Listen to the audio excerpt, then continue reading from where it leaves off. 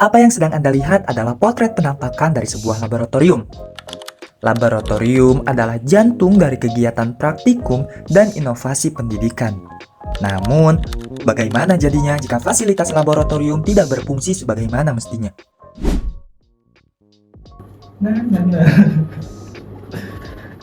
Ini Rasya. Dia katanya kelab multimedia buat tidur. Enggak, orang lagi belajar kok. Oh iya, lagi belajar katanya. Kok lama ya nggak nyala-nyala, kenapa ini teh? Yah, kenapa lagi cenah?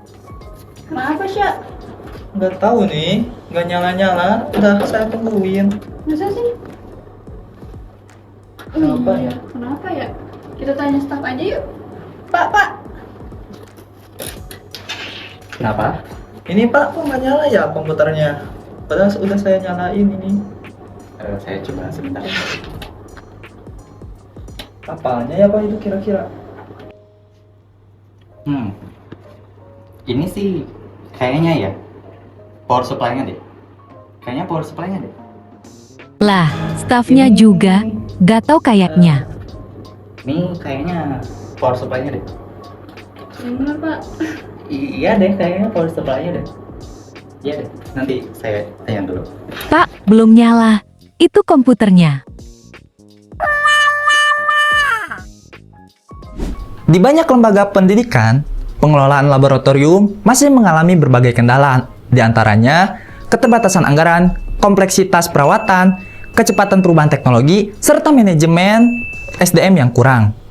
Apa sih akibatnya dari kendala-kendala tersebut? Akibatnya proses pembelajaran menjadi terhambat. Ilustrasi sebelumnya sering kita jumpai dan temui di laboratorium. Seringkali bukan hanya peralatannya yang bermasalah, tapi juga kurangnya kompetensi pengelola atau teknisi lab karena belum ada pelatihan dan sistem pemeliharaan rutin yang jelas. Tantangan pertama adalah keterbatasan anggaran. Pengadaan alat, bahan habis pakai, hingga perawatan memerlukan biaya yang sangat tinggi. Tanpa perencanaan yang berkelanjutan, laboratorium sulit berkembang secara optimal. Tercatat baru-baru ini, pada September bulan lalu, muncul sebuah berita yang memuat keluhan seorang mahasiswa Universitas Andalas atau UNAN mengeluhkan kondisi laboratorium sentral yang dianggap sudah tidak layak. Yang bersangkutan mengatakan bahwa beberapa alat bedah sudah tidak layak digunakan. Bahkan pada beberapa semester terakhir, larutan dan pewarna untuk praktik pun tidak tersedia. Padahal, alat bedah seharusnya tidak boleh berkarat, tetapi kondisi yang ada sekarang justru sangat buruk. Nah, kasus tadi baru salah satu dari sekian banyak laboratorium kurang layak di Indonesia yang disebabkan oleh keterbatasan pengadaan alat-alat di lab. Peralatan laboratorium modern memerlukan perawatan rutin dan kompetensi teknis yang memadai. Sayangnya, tidak semua institusi memiliki tenaga ahli yang memahami standar operasional dan prosedur kalibrasi alat. Nah, beberapa waktu lalu di tahun 2022, pernah terjadi sebuah ledakan di lab FMIPA Universitas Islam Bandung. Nah, kenapa sih ledakan itu bisa terjadi?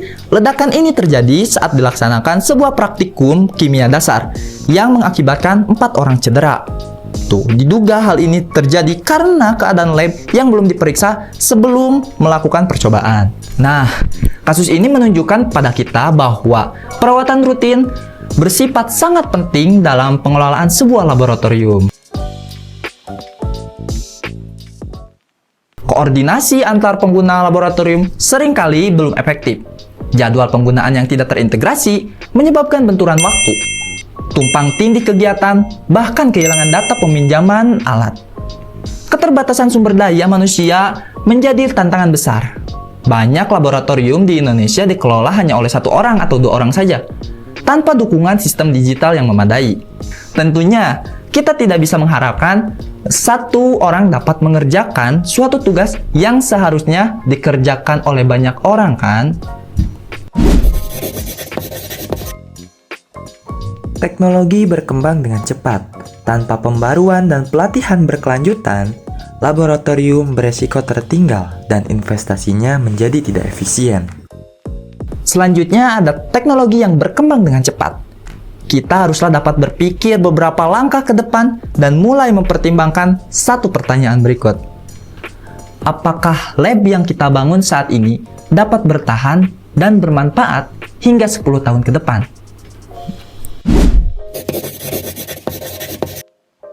Rekan-rekan sekalian, sebelumnya kita telah berbincang terkait tantangan-tantangan yang mungkin muncul dalam pengelolaan sebuah laboratorium. Tentunya tidak lengkap bila tantangan tersebut tidak langsung kita jawab dengan solusi yang mungkin bisa kita tawarkan. Seperti kata pepatah, setiap masalah pasti ada jalan keluarnya. Mewujudkan pengelolaan laboratorium yang efektif dan efisien bisa dimulai dari strategi, kolaborasi, dan juga inovasi.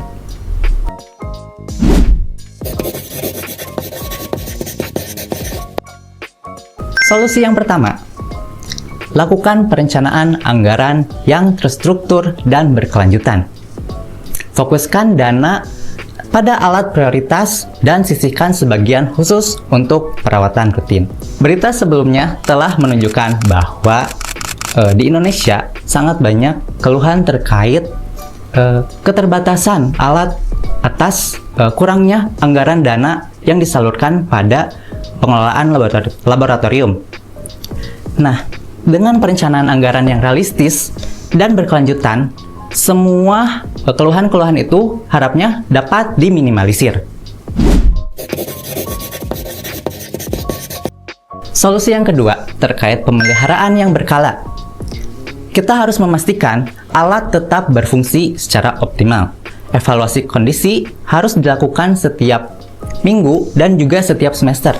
Setiap minggu untuk mengecek apakah alat-alat ada yang berkendala, ada yang rusak, atau ada yang tidak bisa digunakan. Sedangkan evaluasi kondisi setiap semester diperuntukkan untuk evaluasi terhadap software atau program yang terdapat dalam laboratorium. Apakah ada pembaharuan atau versi-versi baru yang dapat diunduh dan digunakan oleh para pengguna laboratorium ke depannya.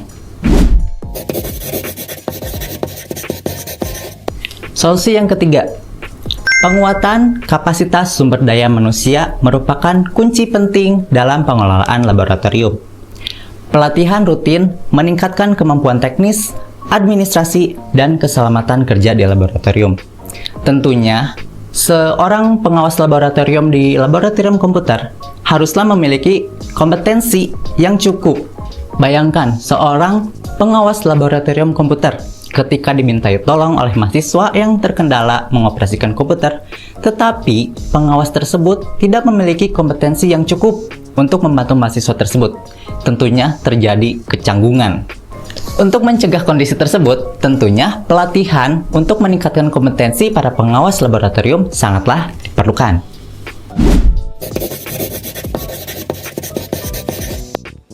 Keempat, digitalisasi. Digitalisasi untuk membantu integrasi data yang efisien dan pengelolaan yang efektif. Mulai dari aspek jadwal, inventaris, serta laporan dapat diakses secara cepat dan transparan.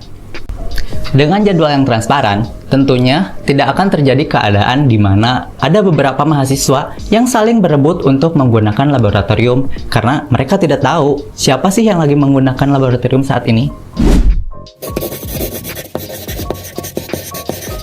Yang terakhir, lakukanlah investasi adaptif dengan memilih peralatan yang dapat diperbarui atau diintegrasikan dengan teknologi di masa depan.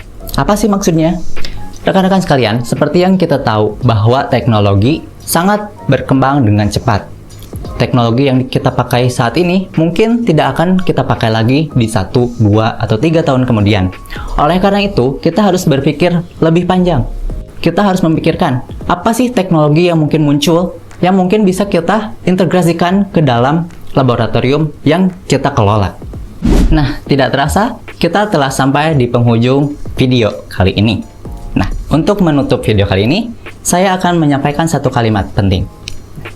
Laboratorium yang terkelola dengan baik bukan hanya tempat untuk praktikum saja, tapi pusat pembelajaran dan inovasi. Mari kita jaga, kita kelola, dan kita kembangkan. Untuk hari ini, hari esok, dan di masa depan.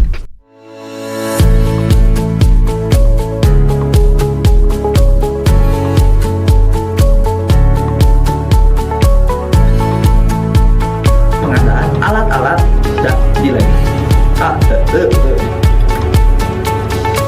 Enggak.